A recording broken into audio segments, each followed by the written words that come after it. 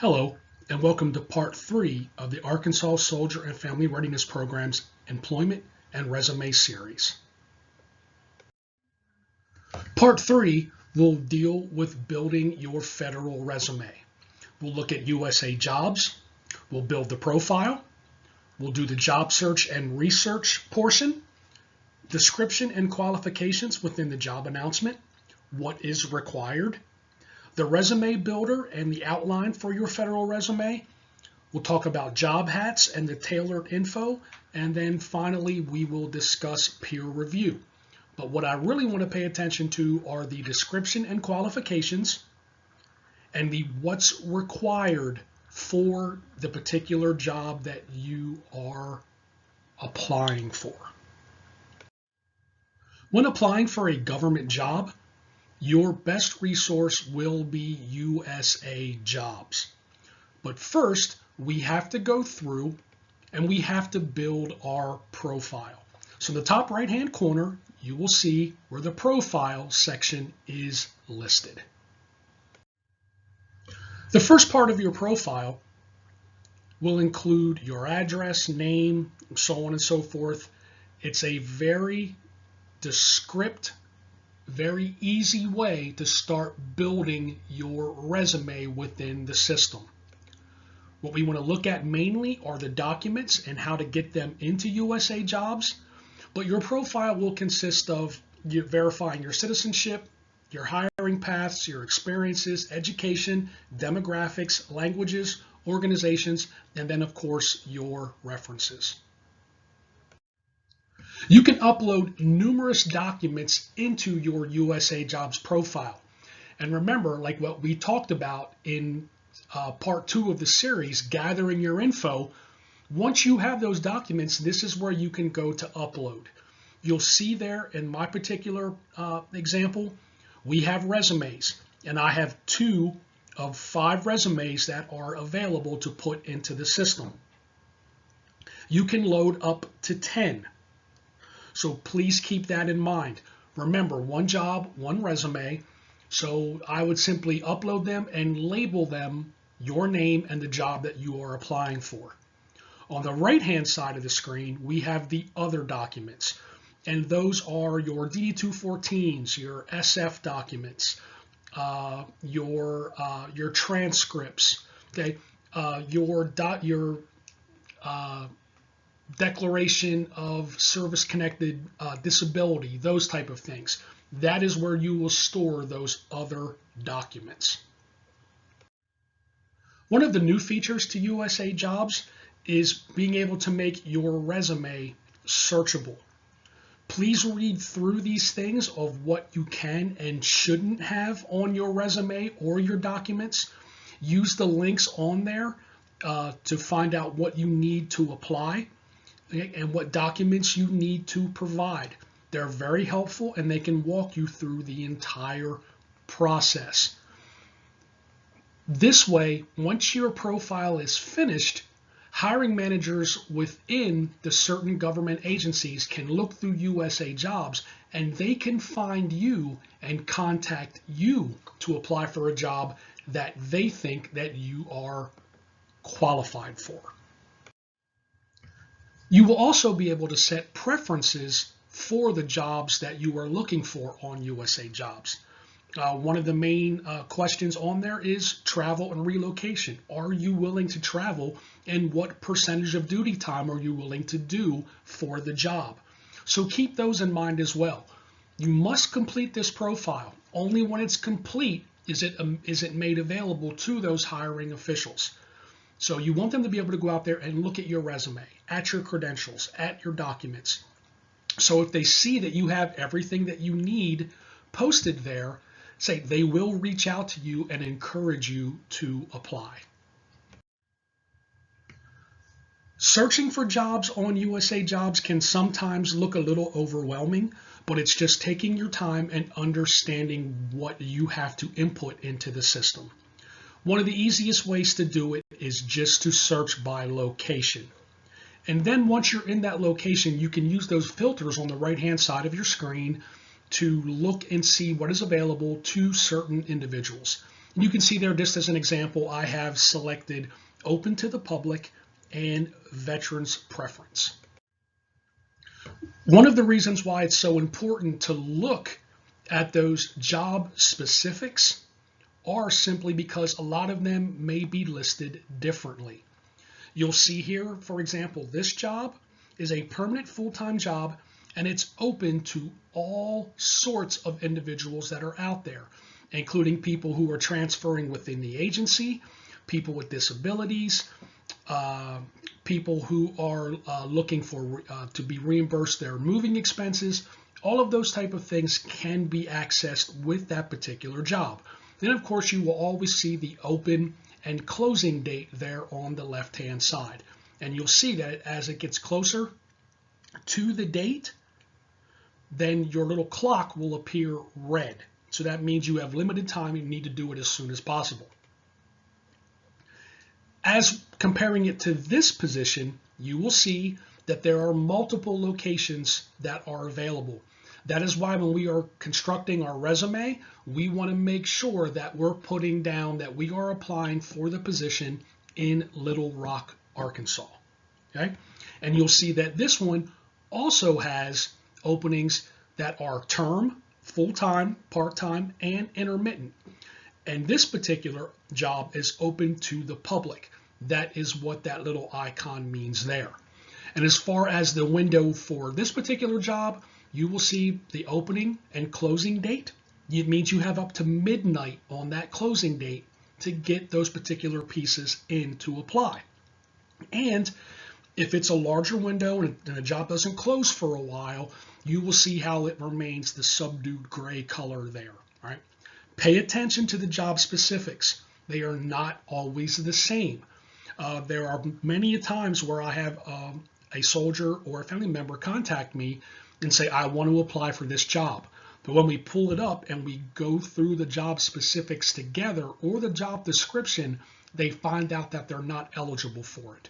So please make sure you're taking the time to read through everything there is concerning that particular job.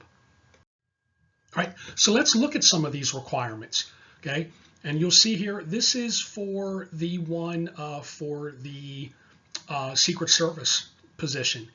And you'll see there under the conditions of employment, if selected for this position, you may be required to obtain and maintain a top secret tier 5 clearance.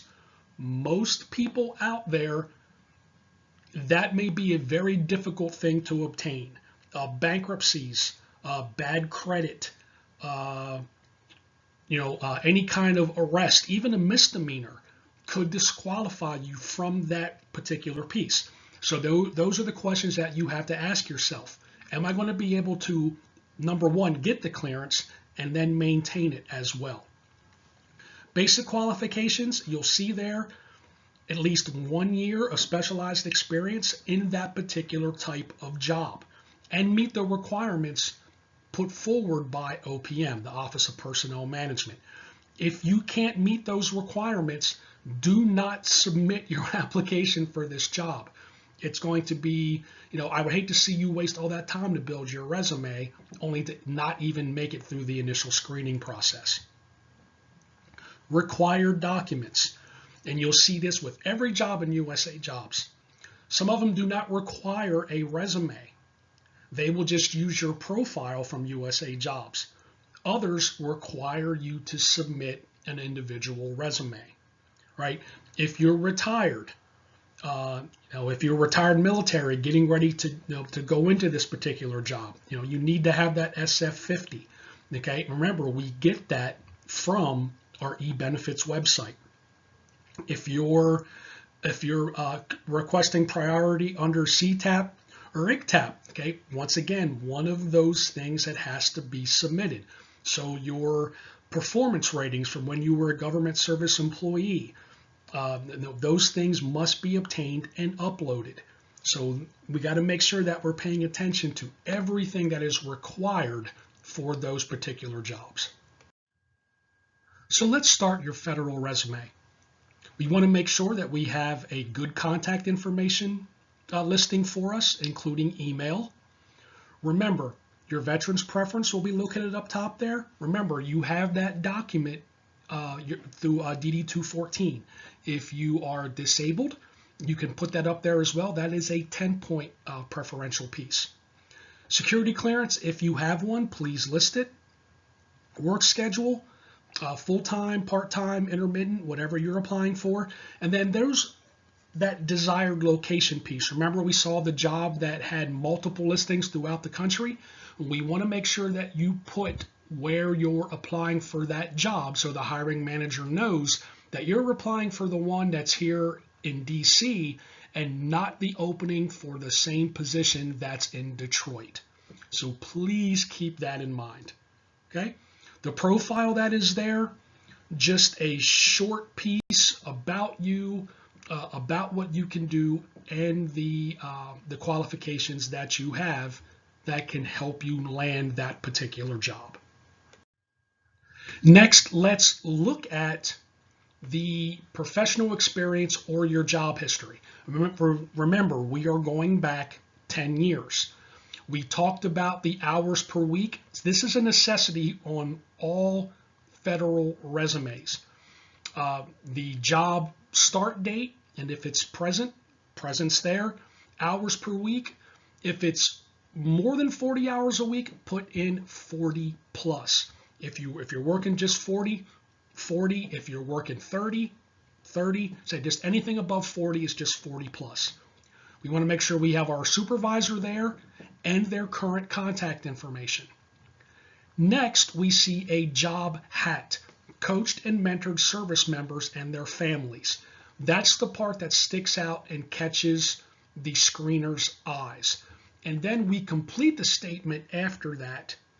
So we're writing it as a narrative. Write it as if you are sitting in the room with the person that is doing the interview for the specific job.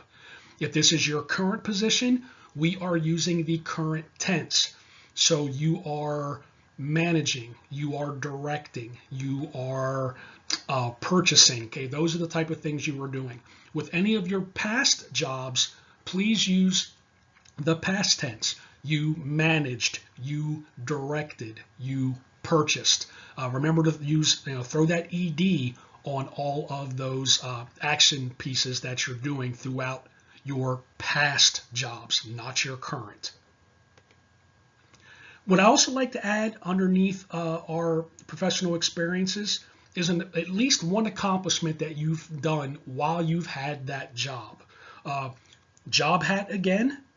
And then as we go down through, and you can do this even in your professional experiences, quantify things. Put in the number of soldiers, the amount of money, anything that has a specific number that you can throw out there so they see the amounts that you're responsible for, or the amount that you've trained, or the amount of equipment that you're responsible for. Those type of things. Everybody likes those quantitative numbers. Think about your OER or your NCOER or any kind of evaluation that you are filling out or receiving yearly. So we want to make sure that we're quantifying those things. Also, in your professional experience and your accomplishments, this is where you're backing up that information that you've talked about, because a lot of these positions, they have questionnaires to fill out before you start. And if you claim that you're an expert in something, this is where you will back up that statement. So make sure you're backing up everything that you are claiming if you have to fill out one of those questionnaires. Then we can look at our education pieces. Okay? Your bachelor's, your master's, all those things you can list there. Remember, you do not need to put your GPA in there. Just leave it alone. There's no point in bringing it up. If you're a 3.5, 4.0, anything like that, if you're a 2.0, if you have the paperwork that says you've graduated, you have your degree, that's all they need to see. Your professional training, same thing. And we talked about this a little bit in series in part 2 of the series. certification or certified. Remember, you want to list things where you actually have a certification paperwork available. Saying that you're certified doesn't always mean that you have the documentation to back it up. So if it's always been a good measure to only put items on there to where you actually have a certification piece of paper to back up your statement.